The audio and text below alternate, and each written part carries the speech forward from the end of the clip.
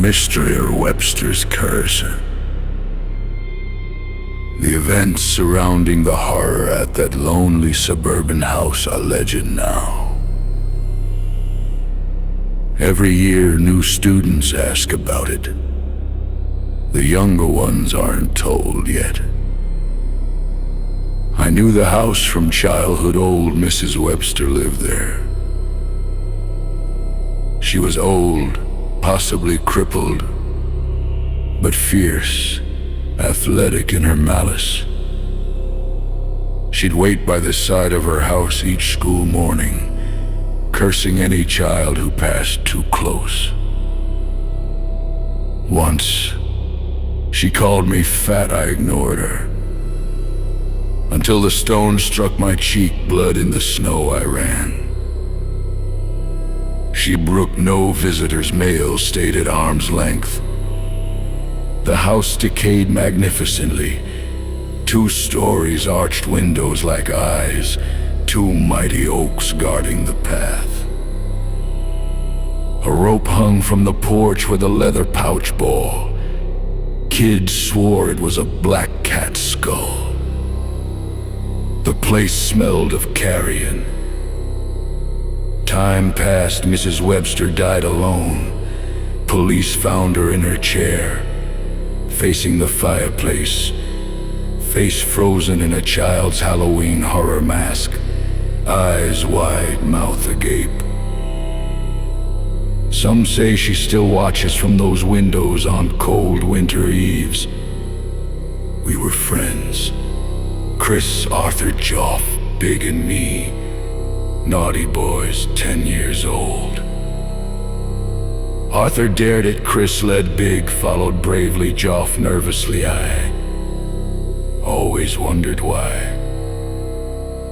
Big's aunts had been destroyed by an older bully. Revenge was needed. Arthur said, "Spend the night at Mrs. Webster's house. Freak that boy out." Great idea. Yeah, I stayed silent. We planned to sneak in, roast marshmallows by our old fireplace. High winter. The house unsold, empty since summer. Little did we know, the curse was waiting.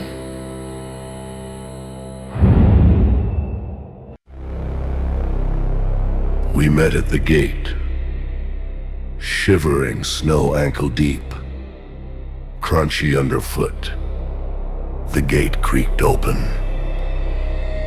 Inside, door ajar, snow spilling in grand staircase, dusty dining room, rotting fruit on a set table lounge, ash from the fireplace, kerosene lamps mysteriously lit.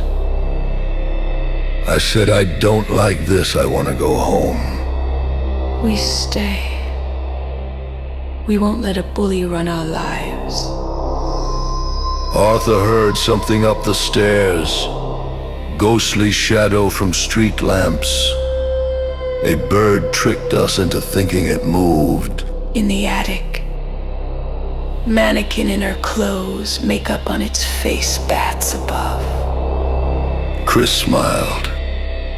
Then his elbows bent backward, knees reversed, shirt tore.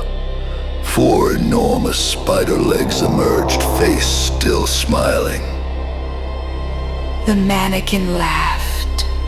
Long, cruel. I dove down the ladder, shins smashing, cat wailing beneath me. Downstairs. Dining room changed, 4 elderly men at the table. 1 Japanese like aged Arthur, head like Chris. They invited me to dinner. It's the only way to free us of the curse. They shifted. Giant spiders with my friends' faces. I sat, ate the roast meats, fresh fruit. The bones spelled it. The flesh was my friend's. The spiders vanished. I felt sick. But the door was ajar now. I stepped outside the gate and became a spider.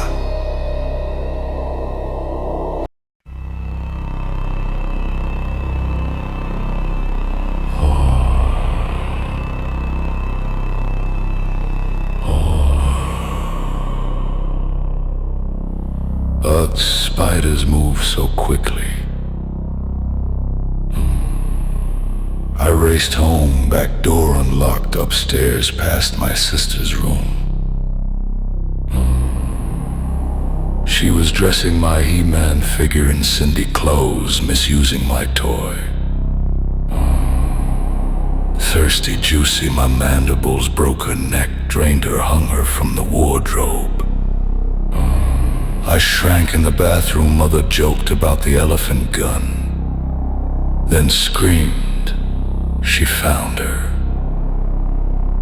I slept for a long time.